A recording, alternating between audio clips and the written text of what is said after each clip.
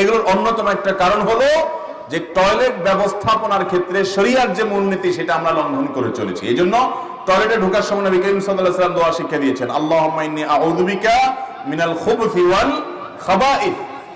দুষ্ট জিন, নোংরা জিন যেগুলো টয়লেটে থাকে, এদের প্রভাব মানুষের উপরে থাকে। এগুলা থেকে শুরুতে দোয়া পড়ে যদি আপনি প্রবেশ করেন, ইনশাআল্লাহ আল্লাহ তাআলা আপনাকে পরিপূর্ণ প্রোটেক্ট রাখবেন, পরিপূর্ণ সেভ রাখবেন, নিরাপদে রাখবেন।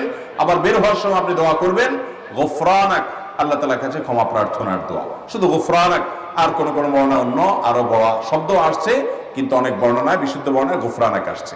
তাহলে টয়লেটে ঢোকা এবং বের হওয়ার সময় দোয়া পড়াটা এটা আমার নিজের সেফটির জন্য। শুধু এই দোয়া নয়, যত দোয়া নবী করিম সাল্লাল্লাহু আলাইহি ওয়াসাল্লাম শিক্ষা দিয়েছেন এগুলো বেশিরভাগই আমাদের সেফটির জন্য কিংবা আল্লাহর কাছ থেকে গুরুত্বপূর্ণ কোনো জিনিস চাওয়ার জন্য।